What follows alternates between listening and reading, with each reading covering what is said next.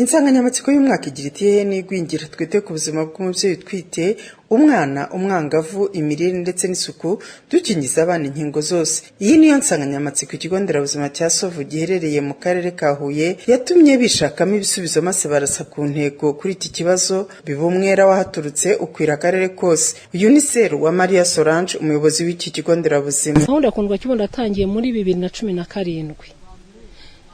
Ariko muri uko gutangira nuko aribwo twafasha abana benshi, nta nubwo twahise twitwa Kundwa Kibondo, nta nubwo twatangiye tuvuga ngo agashya bakavuze nyuma. Numvaga ari ubuzima busanzwe nk'abantu bakora kwa muganga bahuye n'ikibazo runaka. 2014 twahere ku bana 64. Abo bana bari barembye, nibwo natangiye kwibaza, noneho mbishyira no mu bandi ngo tubitekereze kimwe.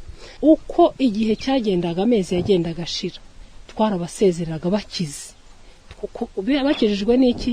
N'isuku, kubavura, counseling kuri nyina. Twamaze nk'igihe cy'umwaka dushyira mu bitaro, twafataga abana 10 tugendeye ku bushobozi.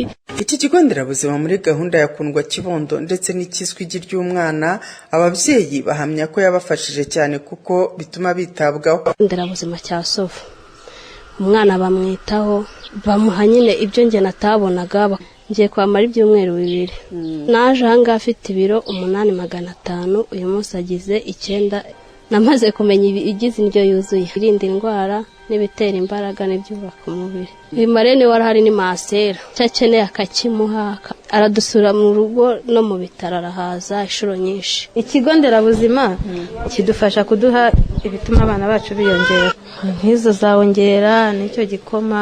Amatsinda baraduhurijemo, tubasha kuyaganiramo tukungurana inama. Umuyobozi w'akarere ka Huye Ange Sebutege avuga ko guhuza imbaraga no kwita ku minsi 1000 aribyo byatumye imibare y'igwingira n'imirire mibi bigabanuka muri aka karere.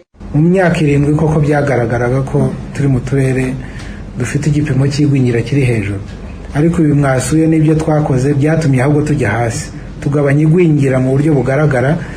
Turimo turashyira imbaraga cyane mu gukumira igwingira, bishingiye kuva umwana nyina akimenya ko yasamwe kugeza umwana avutse. Ubu ku bigo nderabuzima byose 16 dufite mu karere twose twamaze kugezayo za ultrasound zibasha gupima ababyeyi batwite.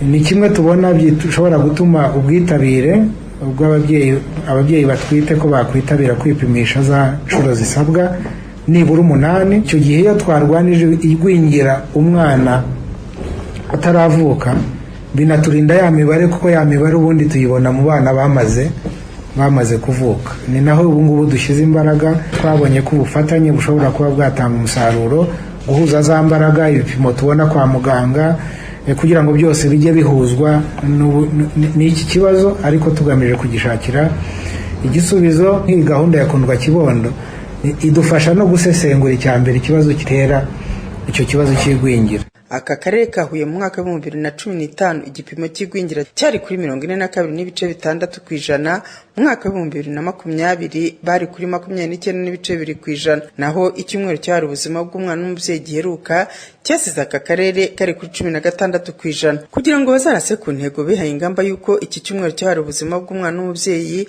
bazajya bagikora inshuro 4 mu mwaka. Emilienne Kayitesi, Isango Star, mu karere ka Huye.